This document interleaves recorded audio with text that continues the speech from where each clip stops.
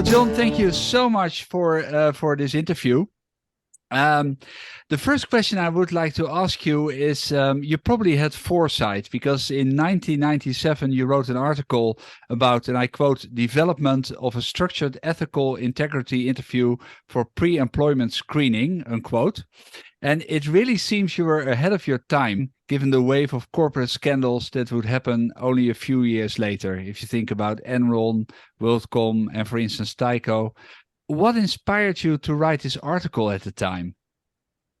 Well, excuse me, Dirk. First of all, again, thank you for the opportunity to visit with you and to speak this afternoon. The article actually was on that line of research, which produced a couple of interviewing studies, were motivated really by events in the United States. In 1988, 89, somewhere in there, the United States Congress passed the Employee Polygraph Prevention Act. Okay. Yeah.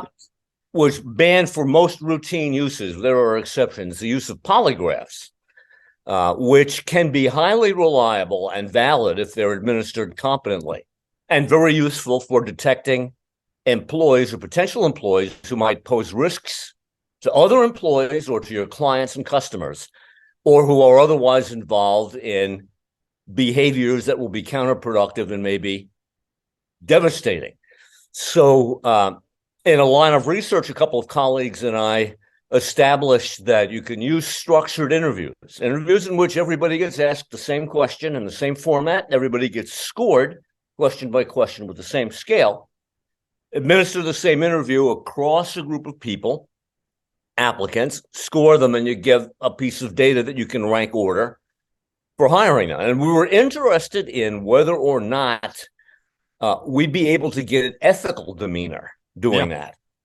So because we've done interviews that get at things like theft, for example, or safety violation, or alcohol and drug use on the job, things like that. But how about ethical impropriety? Yeah. So I think if we were ahead of the curve on anything, it was actually potentially something that never occurred to us to look at that point, which was 25, 30 years ago, which was the possibility that the prevalence of psychopaths, antisocial personalities in management might be far greater than anybody realized at the time. And although this is a notoriously difficult area in which to get data, there is some data that suggests that might be the case. One of the most effective things that we may be doing in management development out there is grooming and promoting people functionally who don't have consciences. Mm-hmm. And that's the direction which I would go were I redoing that study now. It would be to zero in on the psychopathy potentially that's at work behind these people. And I don't know, imagine in principle an interview could get at that, but I think there are potentially other ways that might do it. So yeah, I think that's a very actual topic, because I think Manfred Ketz-de-Vries has written some publications who basically hint at narcissism and other, let's say, character traits that sometimes senior leaders display, and I think what you say is very, very valuable. That certainly does seem to be the case. In my field, we talk about the dark triad, a complex of really negative emotions.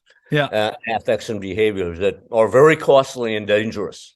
Yeah, it's interesting because that also played a big role in the research that was taking place in the context of Cambridge Analytica. That was just deliberately looking for, let's say, the dark triads and exploring that. So that's a very, very interesting area and unfortunately highly actual. The other question I have is that you have done quite a lot of work in ethics, and there are some people that argue that in a capitalistic system, the only obligation for public companies is to optimize the value for their shareholders, and they therefore only need to stick to the letter of the law of the jurisdiction they operate in. How do you see the relationship between ethics, which is asking what is morally right or wrong, and the way that public companies should behave and operate in a capitalistic system? Well, first, by way of background, I was trained by Jesuits in secondary school and in college. So I have 8 years of Jesuit education, which is centered on ethical propriety and which takes very seriously the ethical implications of the disciplines and their practice, both scholarly and in the real world. So ethics has never been terribly far from the way that I frame things. But the question that you ask is a compelling one because it's tapping into a 50-year controversy now. In 1971, the economist Milton Friedman published a piece in the New York Times Sunday magazine called something like "The Only Social Responsibility of Business is to Make Money." Yeah, a really notorious article. Yeah, correct. And it's been debated. It was up until the end of his life. He was defending it a few years ago. And there are some real difficulties with that position. One of them is empirical.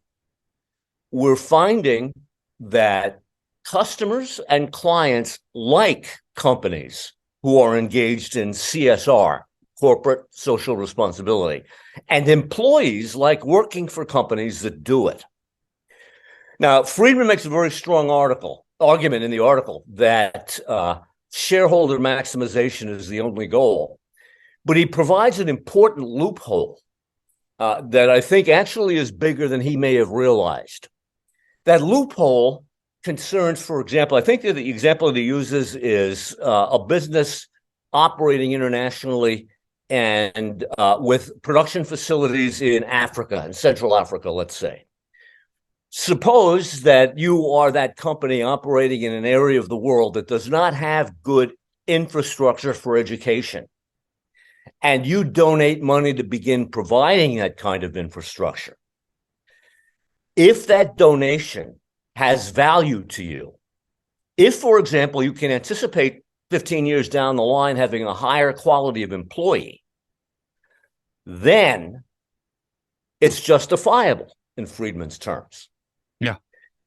Apart from that, the situation that Friedman, because we can demonstrate that an awful lot of these things do have positive utility, the argument that Friedman makes depends largely on whether or not you can make a donation surreptitiously without acknowledgement and thereby get no reputational benefit, which CSR brings to companies. But publicly traded companies, at least in North America, cannot do that because they've got to account for where the money is going. So anytime they make something that looks like a charitable investment, it's going to appear in a report. It's going to get picked up and discussed. And one of the things that we're finding is that, again, customers, clients, and employees like these things. And they respond with economic behavior. The employees, by becoming more engaged and productive, less inclined to leave, more committed to the community, and customers or clients feeling like they're supporting an organization that is at least doing some good in the world. So I think that companies can no longer afford the Friedman shareholder maximization principle, which, for the reasons I described, I think is false. Now it's interesting what you say, because actually you could take, let's say, your argument to a way that you could say, well, in order to maximize shareholder value for the reasons you describe, in the sense of, loyalty from your employees and, let's say, goodwill to the general public, you could say that doing CSR is actually could be a driver for your shareholder value, if you understand what I mean. So that's a very interesting concept. I think you're exactly right. It certainly could be. Yeah. But one of the questions I had is that almost every organization nowadays has a code of conduct or one or more other documents that describe their ethical principles. How, in your views, could companies ensure that these values come to life in the way that these organizations operate? Well, that's a very good question.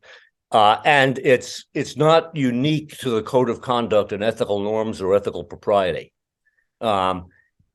In general, I think the management advice is that if you want a culture to change in a particular direction, You need to find a way to reinforce or reward the change. Now, we automatically think of salary and benefits and things like that. There are other ways to reward. The Gallup Foundation, for example, a very large polling organization in the United States and multinationally, has an enormous research initiative and has found and reported on a number of very simple ways to reward or reinforce. But people have to know what's expected and have to be rewarded for following it. On top of that, it really helps to put somebody in charge of and accountable for these kinds of behaviors. Will be a good example. General Electric, for example, a General Electric corporation. I'm not sure whether they still do this, but the last time I looked in the context of this conversation, I think their top 4,000 executives are measured in their annual performance reviews, on which merit pay and bonuses may depend, are analyzed for the degree to which they have implemented the ethics policy and the ethics code. So having responsibility and accountability and reward vested in somebody or somebodies with names and faces and phone numbers and email addresses can certainly enhance compliance and help bring these things to life. Yeah, it definitely highlights accountability and the expectations. So yeah, I would really agree on that one. If you look at your role as an academic, if and how do you implement ethics in your curriculum to ensure that your students take a sense of ethics with them once they, leave the university and enter the world of work? Well, I referred earlier to the fact that I've got 8 years of secondary and then post-secondary Jesuit education, and I'm at a Jesuit university now. So it is almost unthinkable that we would approach any discipline, from philosophy to bench sciences, without considering seriously in the conversation the obligations towards the common good that people in that discipline or in that profession have. So we cannot teach, or we can teach, but it may or may not take what is, quote, the right thing to do in every circumstance. An incredibly difficult thing to do and probably pretentious and futile to attempt it. But we can push towards a habit of examination and reflection. Now, in the Jesuit path, in the clerical path of the religious order, the Jesuits pay careful attention to what they call the examen, a process of regular reflection on how I'm doing in my life, where I could have done today something's different, where I will do them differently tomorrow. But that goes for disciplines as well. If the knowledge coming in is couched in the context of what are the implications of what we are learning and doing with this for the common good, for the welfare of all of us, then much of these ethical norms are going to present themselves, because it's very difficult to engage that question without getting to moral norms.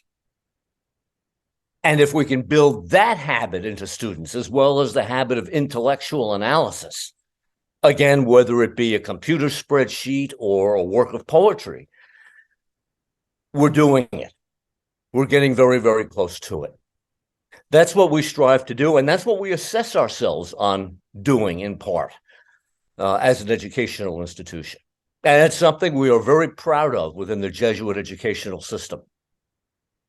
Yeah, I can imagine. And I think what I found interesting, what you said, is that you ask, let's say, people to self-reflect on those questions.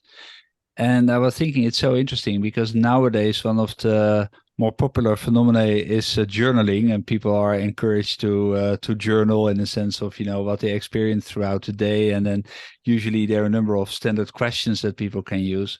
But I think the themes you highlighted could definitely be in there, in the sense of, how did you make a difference for others? And it also reminds me almost a little bit about the motto. One of the mottos of the American Boy Scouts is always leave a camping place in a better shape than you basically found it. So these are really, let's say, provoking questions, I think, for people to reflect on. As a leader, either, through journaling or through other possibilities to self-reflect. I think that would be a very practical way to bring in that ethical dimension. It's not without some controversy, though, because in social contexts or subgroups that may be much more relativistically oriented, the question of whether there is a common good can be an issue. So whether we can define any such thing apart from the relatively individual concerns of me or us, the equivalent on an individual level of shareholder profit maximization on a collective level, that conversation is out there. And by no means does everybody agree that there is a common good to which we should devote ourselves. Nay, I agree. I think the way to let's say that it could be translated pragmatically for a number of people in the sense of, did I make a difference today for people in my environment or for my customers or basically for my employees or for other stakeholders? I think that is, let's say, a powerful reflection basis, because I think, as you said, there are volumes written about ethics, and there are a number of, let's say, different principles that could be used to, let's say, define ethics. And I think for the last more than 2,000 years, we have been unable to align on those. So I'm not sure if we can do that somewhere in the next 2,000 years. But we can at least, let's say, pose ourselves with practical questions in that regard that could really drive and make a difference. The question is, do you also see a relationship between ethics and the sense of purpose? And if so, what could that relationship look like? Excuse me, very broad question. The short answer is yes. But I think I need to digress on the sense of purpose issue a bit more. One of the things that we're seeing, at least in applied management, as we teach it and research it and train people to practice it, one of the things we're seeing is that one of the strongest job motivators that you can have, or that an employee can have, is a sense of purpose and meaning from the workplace. And that can mean a variety of things. That can mean a feeling of contributing to something bigger than what I am, essentially, something that has to do with the recognition of transcendence. It can mean personal actions and reflections on personal action. But above all, it connects people to doing something that's meaningful beyond themselves. The degree to which we are open to that kind of transcendent experience as employees or as bosses in bringing it to employees can have enormous implications. And there are a number of companies in the West who are experimenting with doing exactly this. A great deal of the best practices research are strongly in support of this connection and of enhancing it in various ways. It's one of the drivers, I think, behind the mindfulness movement in the West, which is making significant incursions, sometimes in very good forms and sometimes in somewhat amateurish forms, into business and labor practice, because the contemplative life does tend to at least embrace the search for connection, for purpose, and for meaning.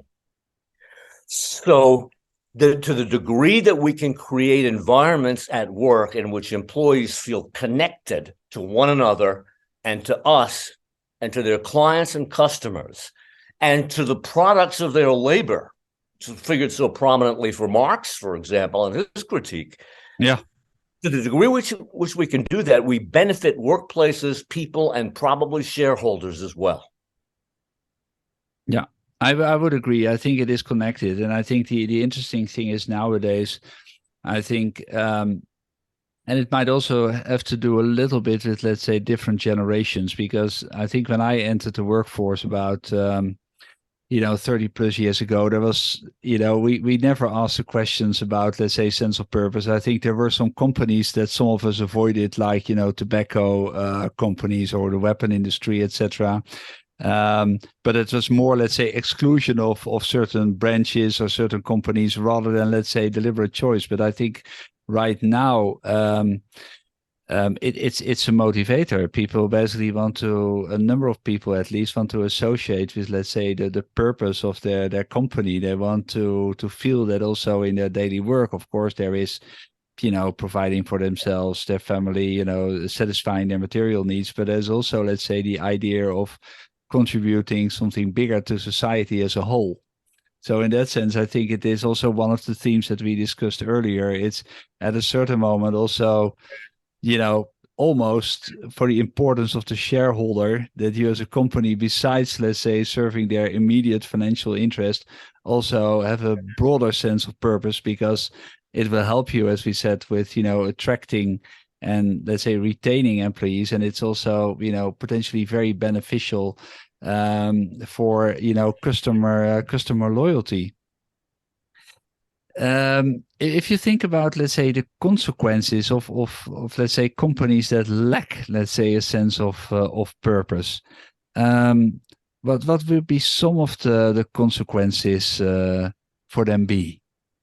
There could be many of them.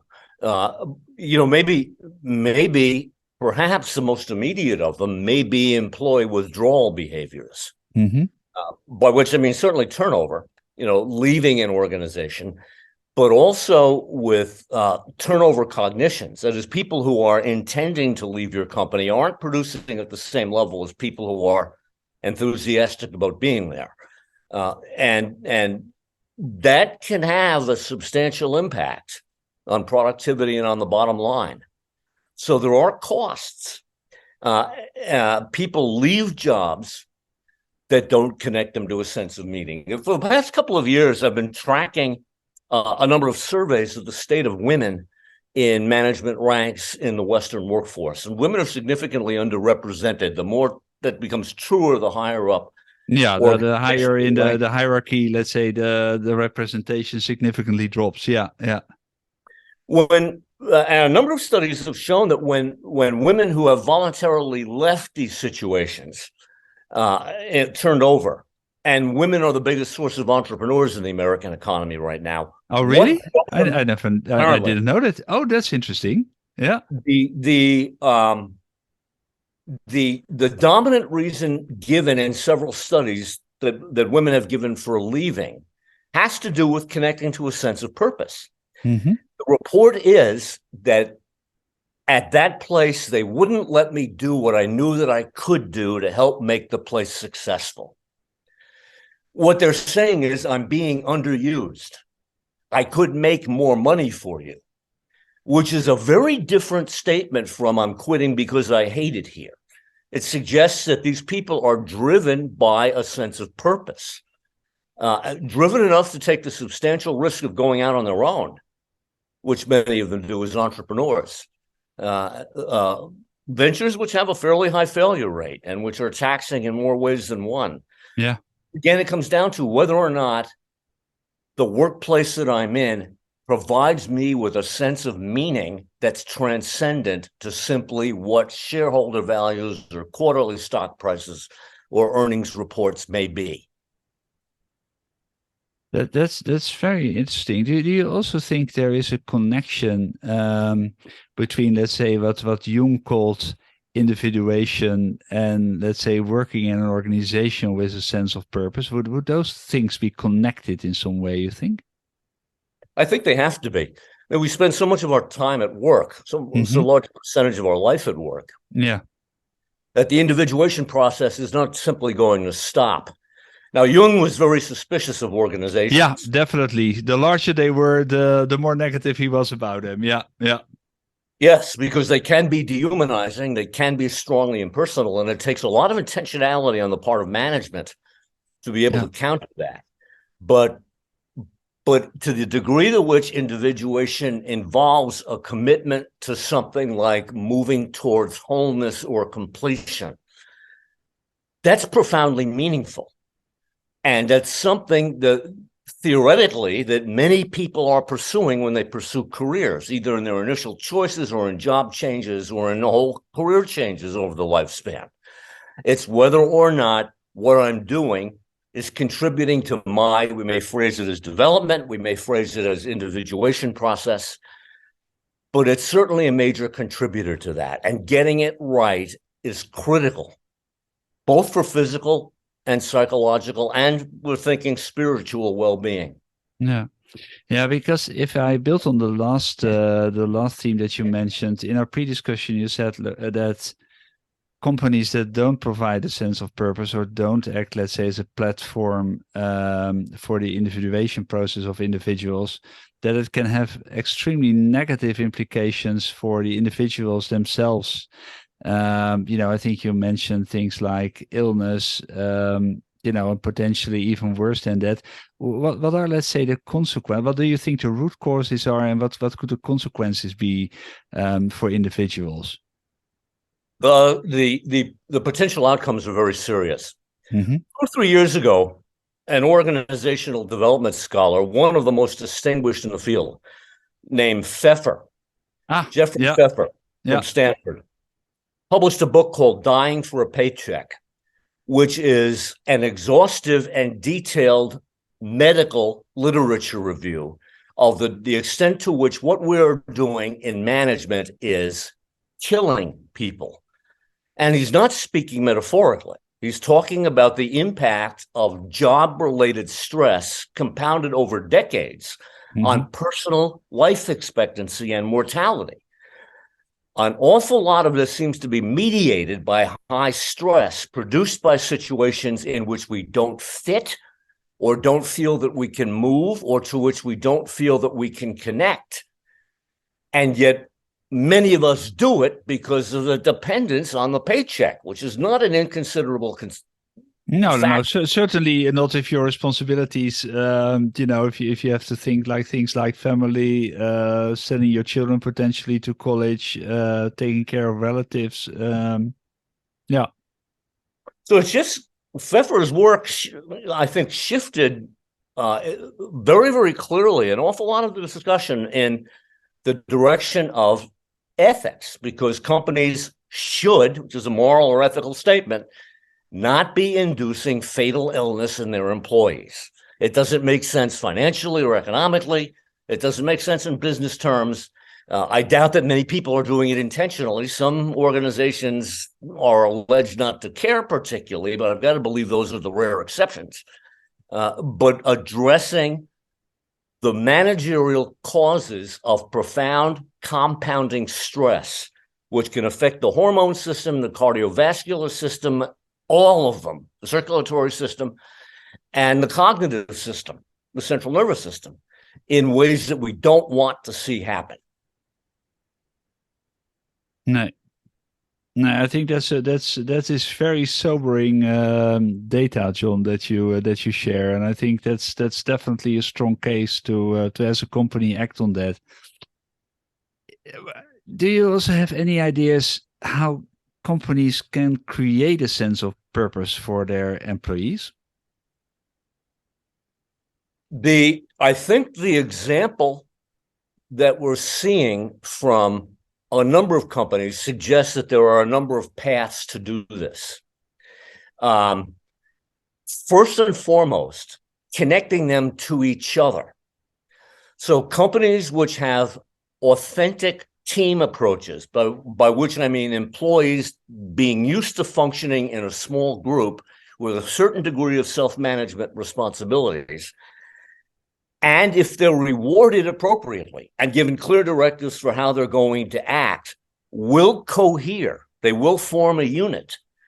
And if the interactions in that unit and its activities in pursuit of company goals are positive, that can be a pretty powerful source of connecting to meaning and a pretty good buffer against the kinds of institutional stress which we know now can cause physiological as well as emotional and spiritual damage.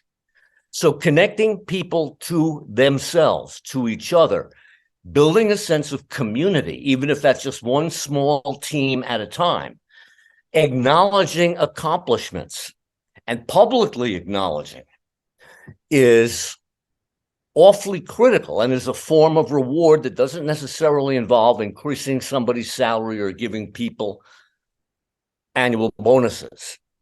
It's all about connection. It's all about community. And it's all about, again, the notion that there's a superordinate goal that we need to be mindful of in collective operations in order to be able to hold on to our souls in its pursuit.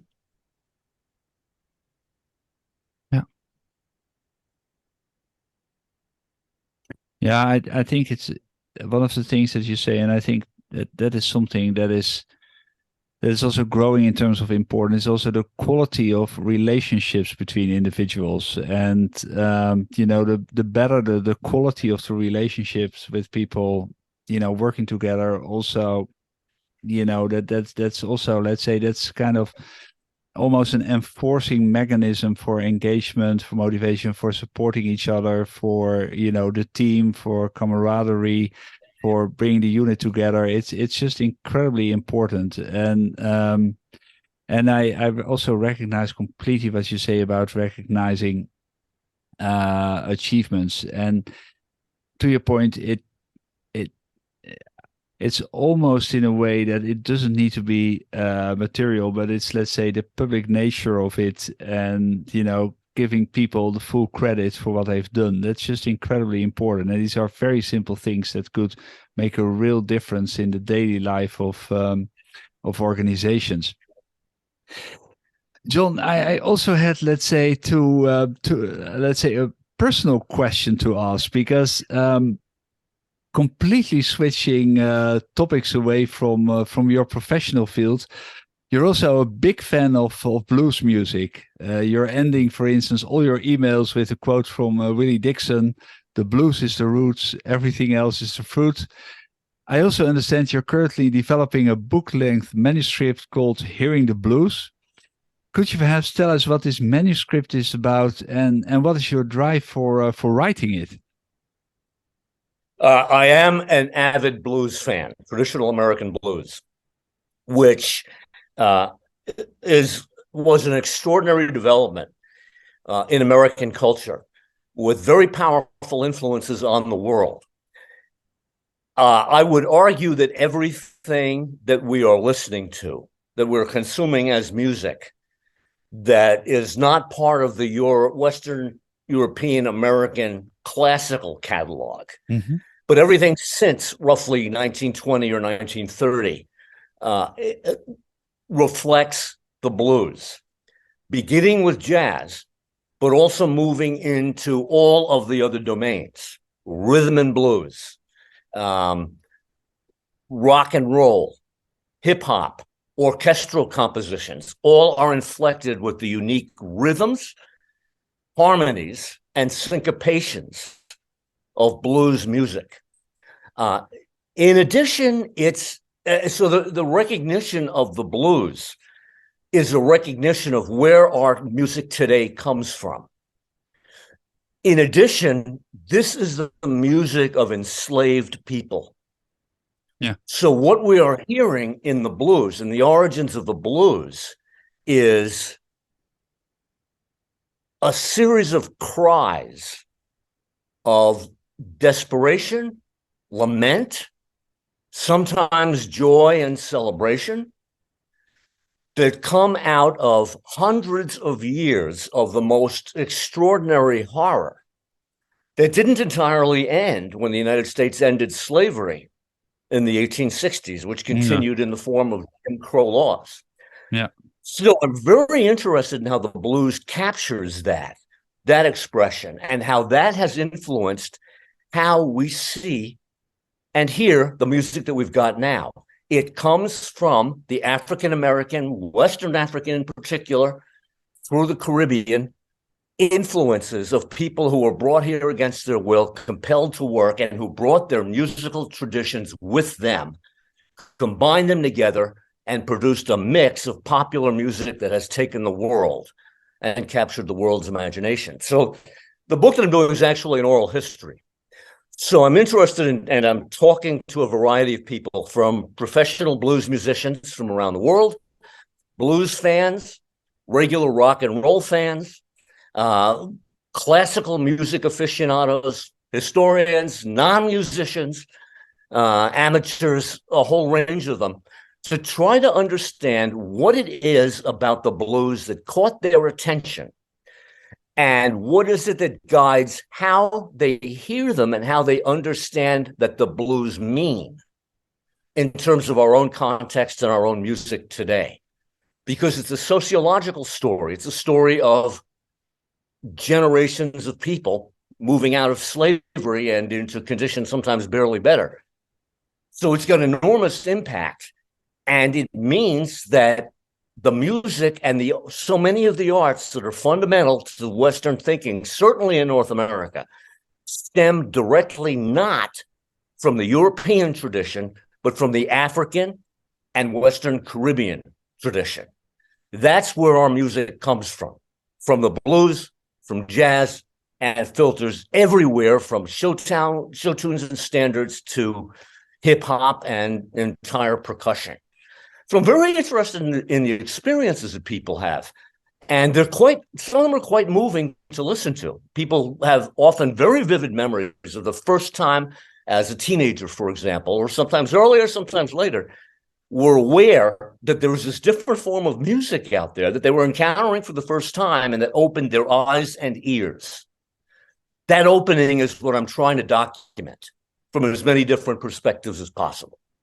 Super, and I also understand, John, that if people are, interested to talk about these experiences and share them either as musicians or as listeners, that they could contact you. Is that correct?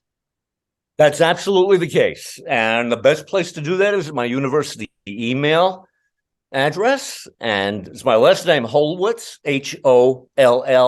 Hollwitz, at Fordham, FORDHAM.edu. And anybody that might like to talk about or write about or share her or his or their experiences with the blues, I would love to hear from you. And if possible, to speak or even to exchange written messages. Because the surveys aren't getting at personal material. The only thing that we're interested in, or that I'm interested in, is what people understand by and appreciate about this form of music in their own lives and as they see the arts around them in the world. So I'd love to hear from folks. Super, and I'll make sure, John, that I put your email address in the show notes below so that people can look it up. Well, thank you, Dirk. That'd be great. Yeah, they're very happy to do that. John, I just want to thank you so much for this interview. The question is, we touched on a number of aspects about, especially in the world of business ethics, a sense of purpose. Is there anything that we haven't mentioned in that context which you would like to mention or to articulate? I'm not sure I can articulate it in real precise terms, but as we proceed in exploring these questions, I think that we're running into a series of issues for which business and, quote, business science, what we teach in the business schools, which it can't easily accommodate. And that's the possibility that Jung was right, fundamentally, that there is such a thing as a soul, that the soul is there, called or uncalled, to quote the placard outside his personal retreat in Zurich. Yeah. Spirit is going to be there. It's going to inform who we are and how we express and connect to that soul. And we have not yet really done the job in the workplace. But we're asking questions along those lines now. Some organizations, or Google, for example, Amazon, a number of others, are taking significant steps in trying to explore answers. And I think it suggests that the next wave of thinking and practice about how we do business, how we generate shareholder value, and how we profit the economy and people as a whole, I think those questions, their answers are going to depend very heavily on how we grapple with the question of transcendent meaning and its achievement. Yeah, I would fully agree with you. I think that might be the next frontier in business science, so to speak. Yes. Super. Well, thank you so much for this interview, John. Thank you. My pleasure, Dirk. I've enjoyed it enormously. Super. Well, thank you so much, and looking forward to speaking to you again soon. That would be great. Be well, Dirk. Thank you.